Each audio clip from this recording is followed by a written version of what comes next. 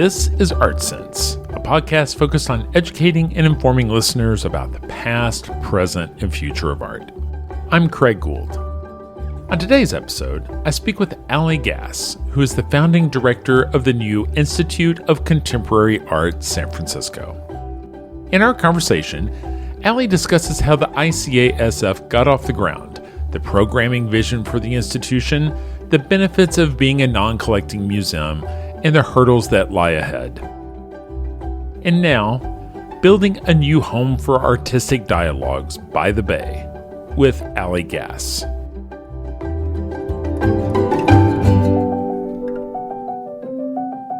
Allie Gass, thank you so much for joining me this week on the Art Sense podcast. Allie, you have created a museum, and so I'm wondering, what led you to think, I need to do this and I can do it from scratch? Thank you. Well, first of all, thank you so much for having me. I'm excited to talk to you about the crazy and exciting startup museum that is the ICA San Francisco. Well, first of all, it certainly isn't just me, and it wasn't just me ever, but it is a really, really exciting proposition to have an opportunity and the privilege to be part of the group of people starting a new arts institution in the Bay Area, the ICA, or Institute of Contemporary Art San Francisco. So it really was something that I think has been in the back of my mind, and I came to learn sort of in the back of a lot of people's mind that San Francisco has so many, and the Bay Area have so many kind of wonderful arts organizations, from really small local nonprofits to big, wonderful collecting museums. And what makes great contemporary art cities go is a great ecosystem. And often within that are ICAs, or non-collecting ambitious institutions that can take risks and move quickly. And San Francisco doesn't really have, or hasn't really had, kind of a mid-range ICA of sorts that can be really ambitious. So I, back in, let's say 2021 or 2020 and 2021, was sort of thinking, hey, this would be an exciting thing. I had come back to the Bay Area mid-pandemic. I had taken a job and was working at the ICA San Jose, which is a great arts organization, was doing some programming there. And a lot of people were sort of starting to say, hey, it would be really cool to do some of this also in San Francisco, which is where I had lived and worked for many, many, many years, and where I was living at that time. And lots of things kind of came together, and people were saying, hey, San Francisco could have an ICA. There are great ICAs across this country. And I can talk a little bit more about what an ICA is. So long story short, lots of people came together and said, hey, what would it be like to have an ICA San Francisco? Like there's an ICA LA, there's an ICA Boston, there's an ICA Miami. What would it look like to have one in San Francisco? The wonderful longtime VC, Andy Rappaport, who is a developer who created the Minnesota Street Project, which is a set of galleries in San Francisco, came to me and said, hey, I know this is something you're thinking about. Let's talk about what it could look like. I could help you get started and help you secure a building. And he and his wife, Deborah Rappaport, were really the first real believers in this. They gave me a challenge, me and my now deputy director, Jonna Hunter. They gave us a challenge and said, if you guys are really serious about this, we would put $1 million seed investment toward this and help you secure a lease on a building to start. That you guys would, of course, have to pay the rent on. But if you guys could secure a matching $1 million, I think you could be off to the races. So that's kind of how this started. We put some vision together, a little early budget document together. We talked with a lot of other people. There are other players that I'll talk about involved, but that was really sort of the spring, I would say, of 2021. Am I getting that timeline right? Yeah, I think so. So we raised the pledges. We didn't take anybody's money at that time, not anybody's money, but we kind of raised interest and the pledges of another matching $1 million. And at that point, we were off. And the ICA San Francisco, the seed of an idea, was born. And now it's real. And so that's how it started. Yeah. That's awesome.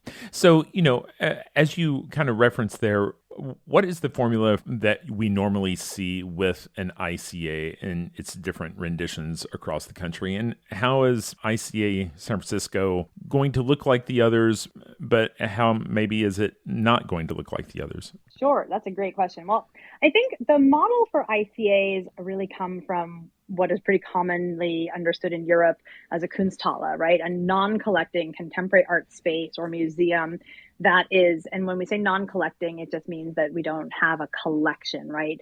Collecting museums both show works that are from their holdings, collections, and they also, of course, show non-collected works, like so exhibitions that are loan shows or commissions from artists. But I think when you have a collecting museum, you're often really harnessed to, but also have the opportunity to tell stories based on those collections and stories that are really about oftentimes a real history of art. And collecting institutions are important because of that.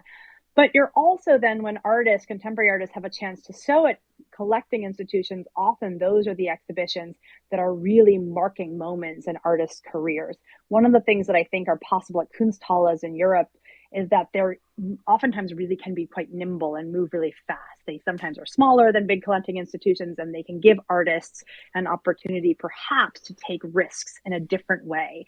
So we think of Kunsthalles as a place where artists at all different stages of their career can maybe even step outside that examination of the path of their career and really just be like, man, I'm gonna like really do something kind of ambitious and different and big, and not even maybe think about my market as I might with my gallery. Maybe it doesn't even have to be saleable. I can really do something exciting. So Kunsthalles in Europe are really oftentimes a very interesting place to see something that's happening in contemporary art that maybe really relates to what's happening beyond the walls of that space, that relates to what's going on in the world.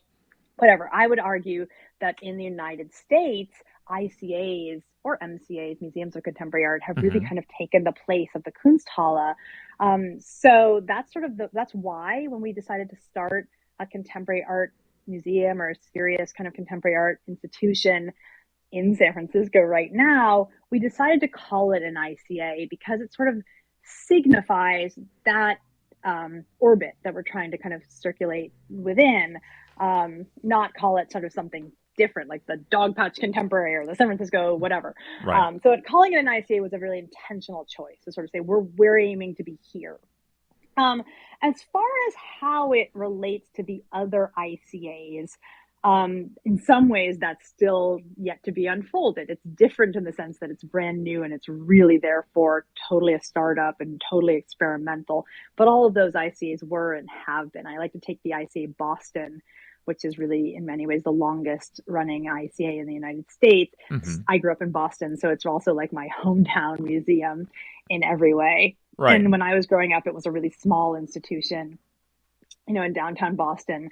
And now it's this incredible, massive, amazing museum down at the seaport, and really was a force of economic impact for a neighborhood in Boston. It was an anchor that really developed a whole neighborhood there. They've even expanded beyond that with the ICA Watershed, which is this incredible experimental contemporary space across the harbor from their beautiful permanent building. And so I think, and they now do have a collection and things like that.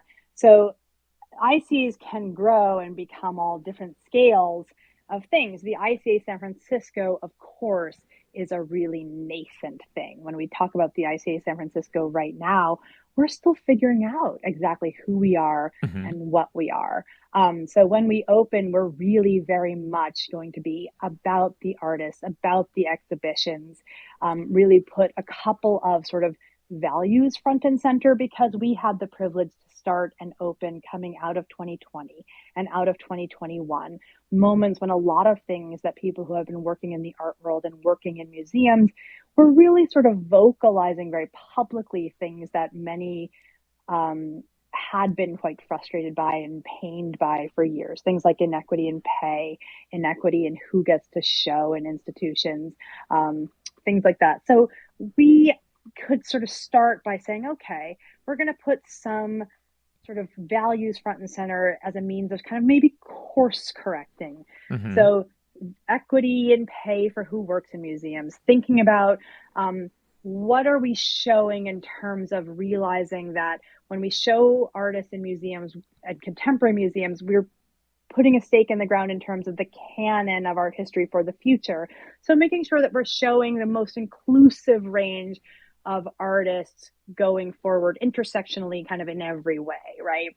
And thinking about the pipeline of who gets to work in museums, because traditionally, because salaries have been so low, it's really had been a bastion of real privilege, right? You've had to have other sources of income to get to work in museums. So things like that. It's also been really something for museums that there's been this kind of air of kind of perfection, of not often showing what goes on behind the scenes. So we're thinking a lot about transparency, of letting it not necessarily look and be totally finished, letting ourselves say like, we tried this, that didn't totally work, let's go left and try this and let that be okay too. So I think because ICA has gone really fast, ICA San Francisco has gone really fast to get ourselves open, we're going with a little bit of a like very San Francisco startup model that our donors and our community are very comfortable with. And I think you're going to see us embracing a lot of that, frankly, that may be a little bit different from other ICAs around the country. Sure. Well, you make it sound like you hope to be very nimble.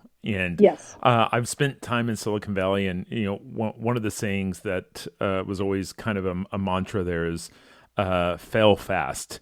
And yes. it's okay to try things, and it's okay to get it wrong. Let's figure out what that is and quickly course correct, right? And it sounds like you're certainly doing that. And I think what's interesting that I'm hearing here is that you've identified some things that were missing, some things that were underrepresented on the front of the house and the back of the house, and you kind of have a vision for how to have a new model that does a few things different. Correct? Yeah, that is definitely correct. Yep, we hope so. But we certainly don't have all the answers. So I think that's where the like kind of throw it against the wall and try it, and then throw it against the other wall and try it. Maybe where we're going. I assume that if you're a non-collecting museum, you can be more nimble in that there aren't a lot of operating expenses and overhead in regards to storage and conservation and certain things. And so what are some of the inherent benefits of being a non-collecting museum? And what are some of the inherent challenges that a non-collecting museum is going to face that an encyclopedic collection wouldn't be facing? Absolutely. Well, for me, the really important things about being non-collecting, of course, the budget model, right? There's an enormous set of costs that go into managing a collection, storing a collection, moving around a collection, caring for a collection. So when you take that away, immediately your budget is lower, and therefore you have money perhaps to work with, to pay artists differently, to pay staff differently.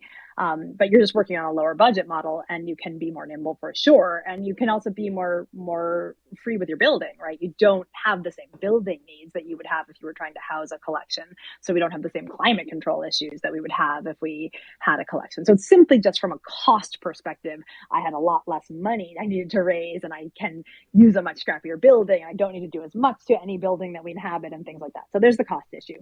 Then there is really the question of the art historical canon that I think is just an enormous amount of work for anyone who's working in a collecting institution to think about right now. And I have incredible colleagues across this country, across the world, who are thinking very deeply about what does it mean to add contemporary artwork into a museum collection for the future of the narratives we tell through museums when we put artwork on display, right?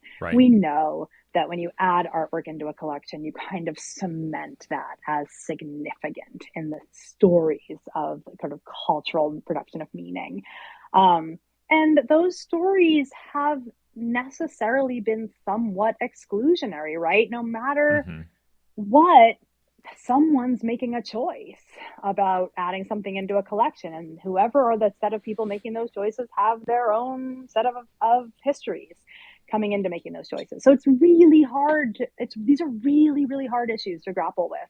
I'm kind of grateful to have a moment that it's not totally my and my team's and my board and my entire community's responsibility to think about that. I'm so grateful that there are insanely smart people and wonderful people all around me who are thinking deeply about museum collections right now and being inclusive as possible and being as inclusive as possible, building collections. But I think for us at the ICA San Francisco right now to think about taking that issue very seriously when we think about showing artists and creating art and giving opportunities to artists to tell their stories with commissions and with exhibitions, but not thinking about the permanence of collections as an institution. That feels important. Now, we are really hoping that there will be collecting that happens out of ICA San Francisco projects, right? That collecting is really important for artists and for communities. So my hope is that work that gets shown through the ICA San Francisco will end up in both public and permanent collections, across the Bay Area, because we're bringing some amazing work, both, starting this fall and I hope for a long time to come. And it's very important for artists' careers and for public communities that they get access to this work in perpetuity. And we have amazing collectors and amazing collections in the Bay Area as well. So it's not that I'm not thinking about collecting, but I think for the ICA, we're not thinking about the significance of a collection. In terms of programming, like I know that you spent, a good bit of time at like the Smart Museum at the University of Chicago, which has like a pretty robust vision for providing an educational experience. Do you see your programming as being educational or, exposing people to new visions, or is it exposing people to new artists? What is the programming going to look and feel like? I know that's probably hard to say because we're still at the beginning, but from your vision, what do you hope people are able to see and take away? No, yeah, that's a really, really important piece of the puzzle, actually, and one that, because we've just been starting, we haven't had a chance. And this is one of those areas actually where we sort of had to veer. We had sort of hoped to start programming even in advance of opening. We had this plan that we were going to start our membership program and some community programming, even earlier this year. But this was one of those moments where we're like, oh my gosh, we're a staff of, a few people trying to open an institution and do a construction project and start a 501c3. And then we're like, maybe we don't have to do that earlier in the year. So that was one of those like, turn left things. But no, so there's programming. And I talk about like there's kind of flip sides of the same coin that go into programming, right? There's revenue driven programming and there's kind of public free programming for the community. And I think this is also, and there's a part of my mission and vision, our mission and vision for the ICA, right? It's important to say that the ICA San Francisco is going to be a free museum. There will be no admission that needs to be paid when you come to the ICA San Francisco. And that's very important to us. But that means that our entire business model is philanthropy or donations, right? So our budget is $3 million. That's what we set it at. We hope that that's right. That keeps going up and down as we learn things about it. But roughly about $3 million. We think we got that right. Who knows?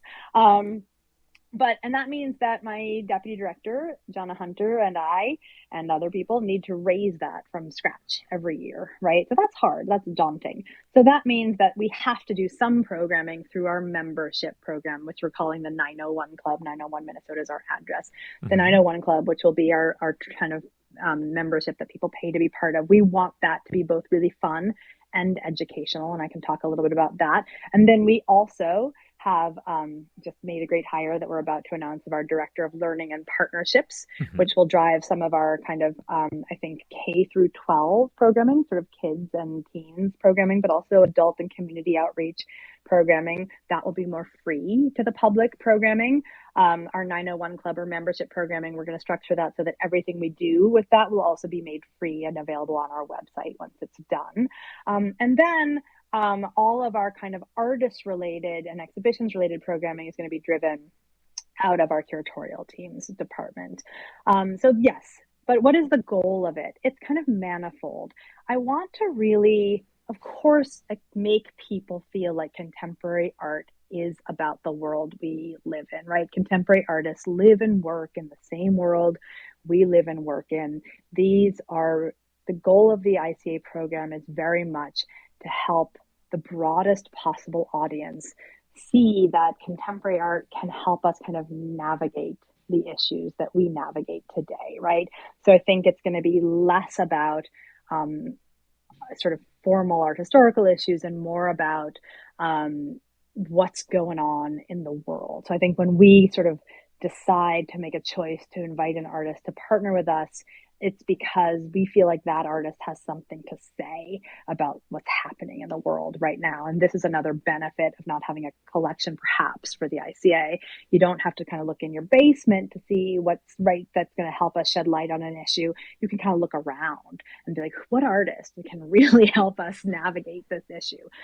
So we're going to look at that through the 901 Club or the membership program.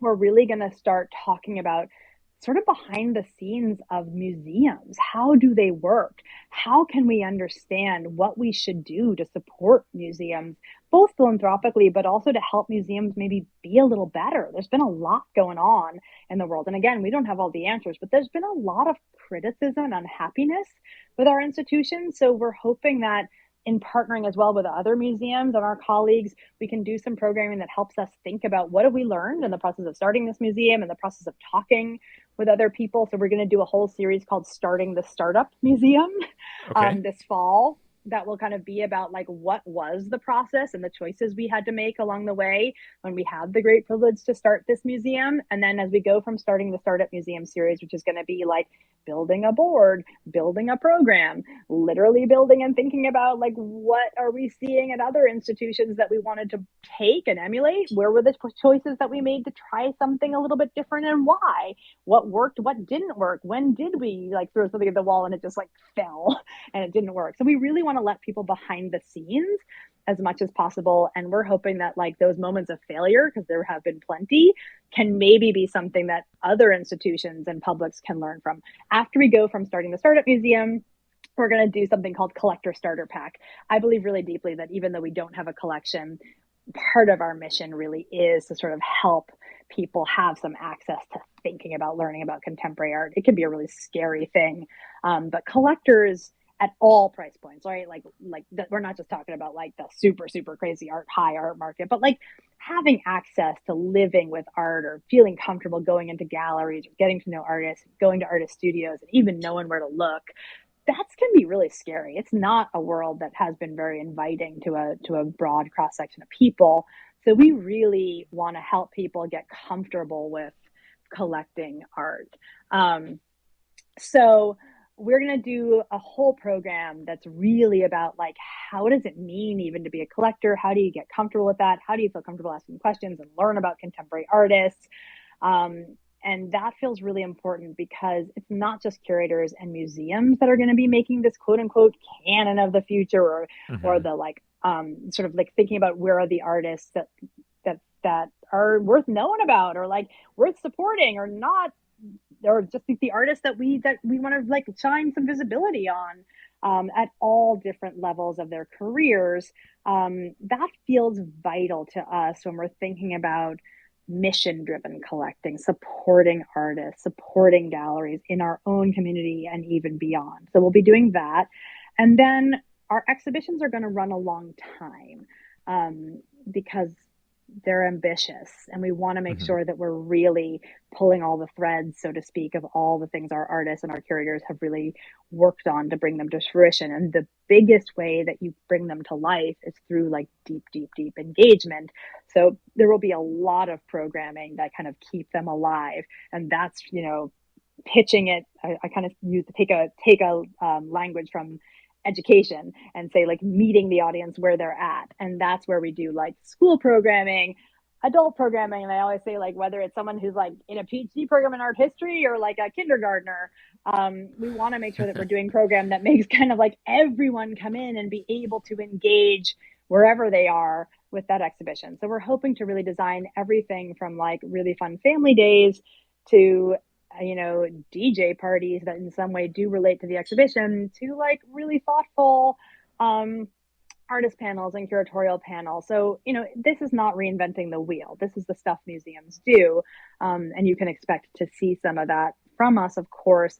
But I think we're hoping to not perhaps take ourselves so freaking seriously, right? We would also like the ICA to be a pretty fun and relaxed place to hang out. So one of the words we keep coming back to is casual, right? We want the Right. ICA to be a place, even when we're having parties, where you can be wearing sneakers and Right. that's okay. You can ask questions and that's okay.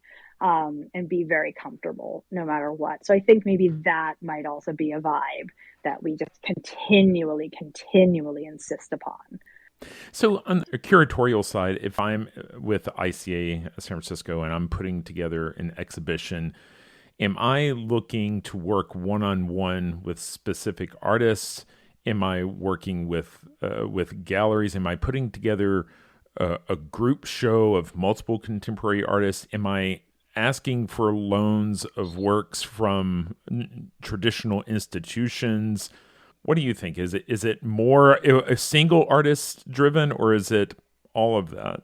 I will tell you what our inaugural series is about because I think it's a perfect microcosmic kind of example of what can expect to see at the ICA um, in the future. And I think we really kind of tried to do our inaugural program to give a sense of exactly what we expect you will see to come. So there are 3 exhibitions, 2 very large and 1 kind of small commission project that we will be opening with.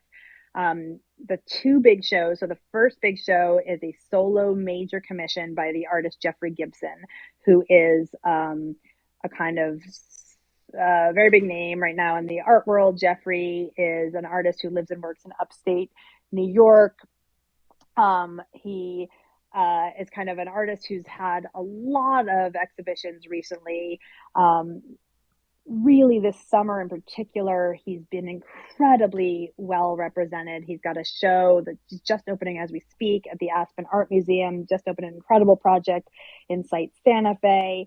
Really an important voice, an indigenous artist who really is maybe one of the indigenous artists who's really kind of become perhaps the most significant indigenous voice, designated that by the like kind of high art world. Mm-hmm. Jeffrey's a really important artist in such that he really borrows both from indigenous traditions and kind of very modernist Western traditions and has really pushed his own practice, continually reinvented both from a painting practice, from a sculptural practice, a performance practice,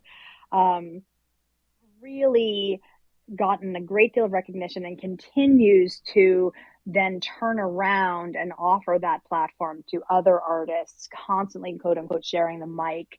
Jeffrey and I had been talking and I approached him and thought about like, who would we want to give a solo major commission to coming from outside the Bay Area who hadn't had a major project in the Bay Area before, because I think some of what the ICA needs to do is bring voices into the Bay Area that haven't been seen here before. Mm-hmm. And I said to him, look, you're the right person to come and do this with us, but you're showing a great deal. People are very familiar. People who are paying attention to this practice in the art world are very familiar. If we're going to do this, I really want to give you the opportunity to do something that you wouldn't be able to do at kind of other major big collecting museums. And I also really want to imagine like this is an opportunity to think about kind of what have you been thinking about? What's in your back pocket? And he was like, all right, challenge accepted. I want to do that. I was like, oh, nuts. What have I done? And he was like, I've been thinking about a kind of meditation on land acknowledgement. And I want to do this kind of apology to the earth. And I was like, well, what does that mean? And it's this unbelievable thing. I actually just recently got back from visiting him in his studio in Hudson, New York, where he basically said to me, like, look, this is one of the kind of 2 perhaps most ambitious projects I've ever undertaken. And I will tell you that like I've been a curator for over 20 years. This is one of the hardest exhibitions I've ever undertaken. So that was dumb of us to start with this. But it's really amazing. Jeffrey will be in our major, there's 2 sort of big long galleries that make up the ICA space. And in our major back gallery, Jeffrey will be cutting an incision in our floor, literally digging out the floor and exposing the earth that is underneath the ICA. Mm-hmm. And then he has shot 300 videos in upstate New York. And there will be I think it's a 14 channel projection, 360 degrees, that is sort of a meditation, an incredible video projection, showing different visions of all four seasons on the land, that is sort of floor to ceiling all around. He has an incredible performer who's singing. There's layers and layers of sound that immerses you when you're in the back. He's also vinyl wrapping our building with this incredible collage. That's, for those people who know Jeffrey Gibson, that is kind of where on the outside of our building, which will transform what the ICA building looks like. That's where you'll kind of see Jeffrey Gibson as you know Jeffrey Gibson, but inside it's a very sort of different major video installation with this floor incision. Wow. Something really different. Okay, then the other exhibition is this really extraordinary project, guest curated by two women, Autumn Brion and Tahira Rashid. We approached the Bay Area collective See Black Women to guest curate a show that led us to these two women who are just really thoughtful curators and artists. They have approached this concept. The exhibition is called Resting Our Eyes. And the concept that really led them to lead this project is this notion of when Black women are free, that means all people, all humans are free. And it's the premise of the show is about leisure and adornment and the proscription kind of historically against Black women's ability to kind of engage both legally and culturally, truly in leisure and adornment. And so this is a loan exhibition. So we don't have a collection, but these are major loans coming primarily from private collectors or from artists themselves. And it's work from sort of major Black American artists working in intergenerational artists, probably across the last 30 years representing work. Really major artists from McLean Thomas, Carrie Mae Weems, to artists who are newer in their careers, and from like Lakeela Brown, an incredible commission from Bay Area artist Layla Weafer. So that's a pretty major show. And whereas Jeffrey's show is kind of like intense and somber, Resting Our Eyes is just like visual and delicious and glittery. So there's kind of these like 2 counterpoint shows that people will see. So yeah, it's a major solo commission and then a guest curated project of like object loans. Pretty significant work. And then the final project is in our, what we're kind of calling our lobby, but the ICA is being kind of, it's a really sort of rough renovation of a real kind of like industrial space. But in the front space, when you enter in, there's a sort of light block wall that is being constructed. And we've commissioned Bay Area artists Liz Hernandez and Ryan Whalen to do a project in that front space that is, it feels important to us to have some Bay Area artist presence as much as possible. And so Liz and Ryan are doing a sort of meditation on the resiliency required to be practicing artists within the Bay Area. And their project revolves a little bit around the theme of the blackberry and the resiliency of blackberries to kind of tenaciously root themselves in across the Bay Area. There's much more going on there as well. So those three projects, I think, tell you a little bit about the different kinds of exhibition programming you will see happening, both the like opportunity to give a major artist a chance to do something really ambitious and different in their career, this guest curator model that feels really important to us, to get non-institutional curators chances to do work, to get other voices of content creation into the space, to do major loan shows, partnering with collectors. Like a lot of those collectors are Bay Area collectors, but some are not.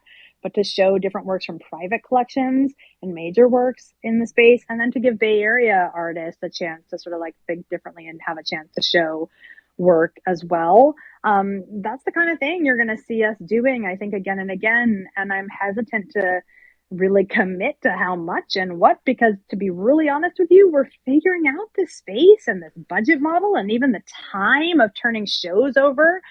That's what we don't fully know yet. Our mind has changed a lot. At first, we were going to run these shows for 3 months, and then we were like, well, that's crazy.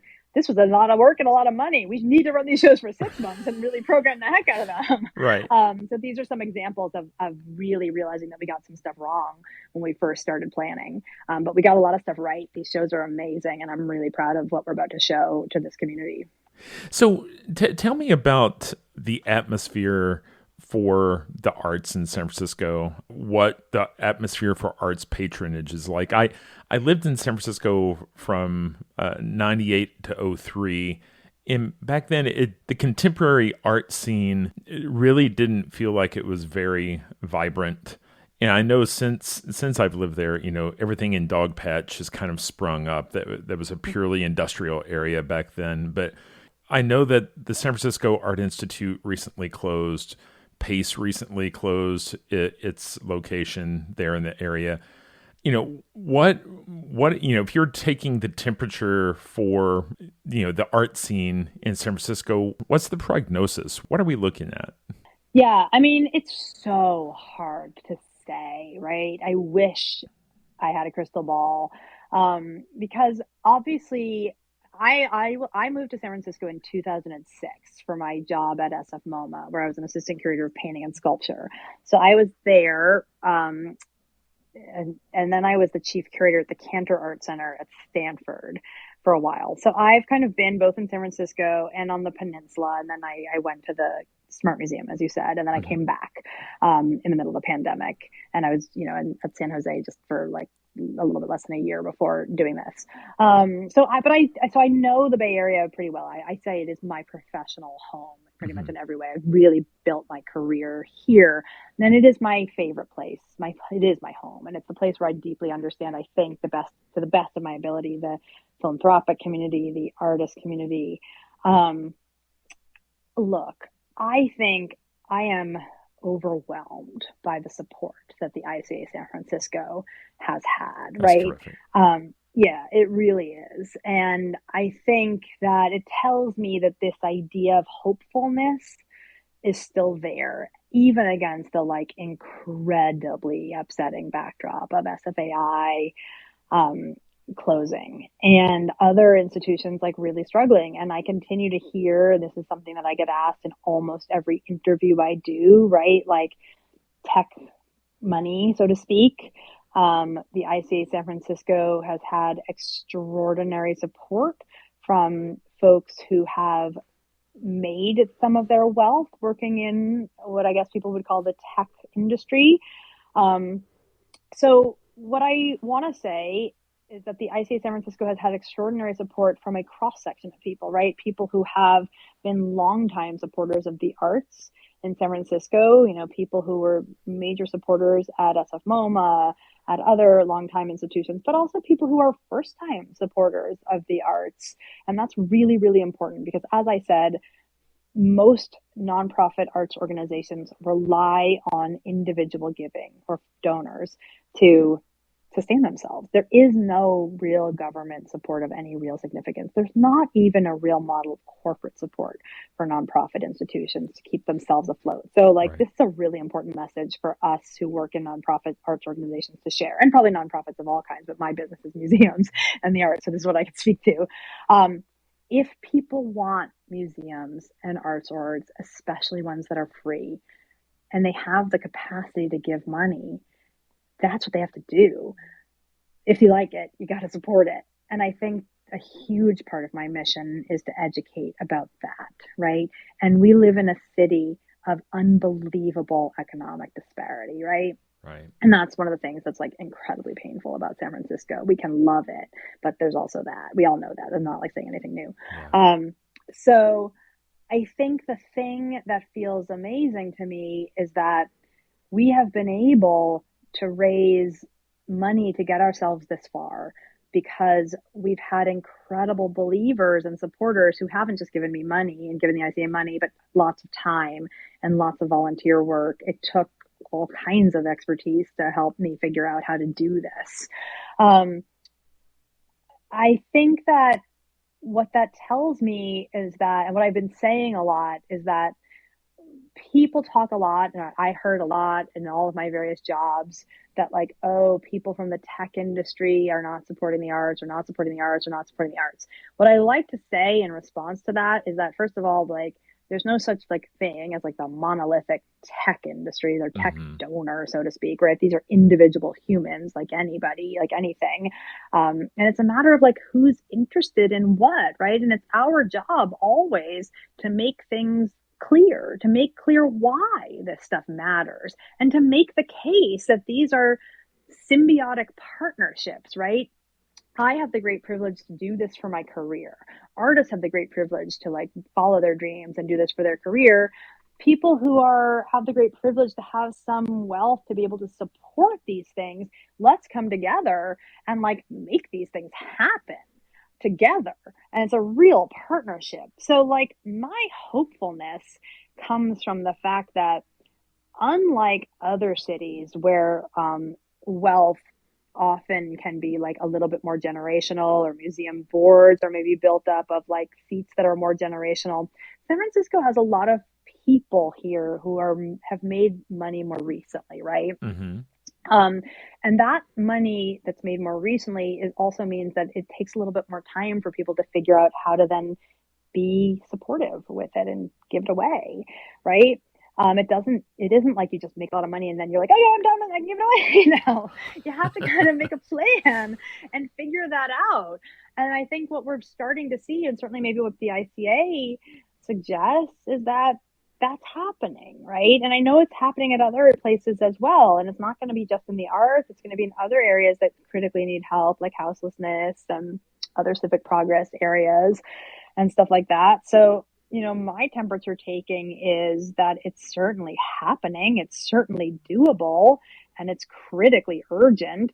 And it's a matter of also saying, it's not for me. What I'm finding is it's not about people, wanting their name on a wall and coming to a fancy party. It's about wanting to see impact and being part of something, doing work. And that's cool. Like, I think that's really awesome. Like, I'm having a lot of people who are like, I don't care about my name on a wall. I don't want to name your curatorship or name this and name that. I want to like help figure out how to solve some problems. And that's awesome. Right. So I think maybe maybe like the culture of philanthropy also has to be rethought a little bit. And that's exciting too. So I don't know. I think it's hard to measure that though against like some really devastating losses in our arts community. So I'm really, and by the way, like while the ICA had an enormous amount of initial success, at the same time, the economy has just shifted, and we are also like tightening our budget model that we initially projected. And I'm cutting a lot of stuff because that's definitely slowed down for us now as well. I'm hopeful that once we open and we go into a normal museum revenue cycle, it will pick up. But like, I don't know. Who knows? Right. The IC is for sure a risk, right? It could fail. Right. I don't know. So, we'll see is the answer. Yeah. And it makes me think that when you came out of college, you probably weren't dreaming about a life in fundraising. You're probably thinking about all the amazing programming opportunities. At this point in your career, like, what percentage of your job requirement is really in this sales role of convincing people that this is a place for them to invest back in their community? Oh my gosh, 90%. Yes, I am no longer a curator. I am a fundraiser. Yes. Yeah. I mean, it's sort of funny. You are correct. I didn't plan for this at all. And I think this is something that happens in people's careers as they develop, right? I was an art historian. I was going to be a professor. And then I was a curator, which was a better move for me for sure. And it's really only as I moved into museum leadership that I came very slowly to understand that what that actually meant was, setting the vision for sure, working with other people to set the vision. But then it's really just managing the budget and managing the team. And what that really means for managing the budget is that it is my job with my deputy director and director of development to bring in the money. So, and largely I am the one who, with my director of development, really sets that plan and goes out and does that. So that's the scary, scary, scary reality of my day-to-day life. That $3 million is what pays for the salaries of everybody and pays for the exhibitions and pays the artists and all of that. So every day, that is what I do all day long. Right. And that is my job. Yeah. If folks were interested in finding out more and we're wanting to keep track and see the calendar, see what's going on, look at opportunities for membership, where's the best place for them to follow you, Allie? Great question.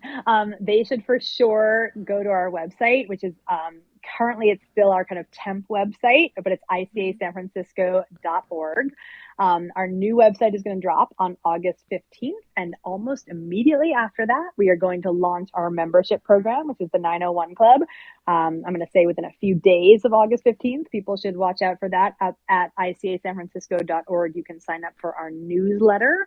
You can also follow us on Instagram.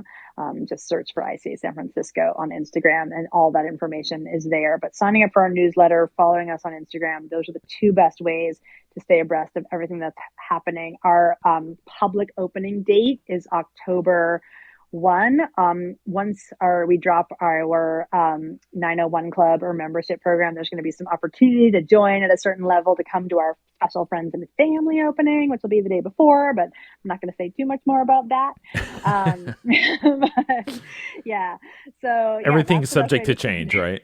Everything's subject to change, but that's pretty much locked in. But yeah, for sure, there's going to be opportunity follow along with us, and those inaugural shows are locked in. We've been planning those all year. And, fingers crossed that construction stays on track, but I think the date is solid, but I think we're good. Well, Allie, I really appreciate your time today, and I wish you the best of luck with the programming and the fundraising and what you're building there. And I'm very excited about the opportunity you're creating for a wide variety of voices and a wide variety of audiences. Thank you so much. It was fun to talk to you. I really appreciate it.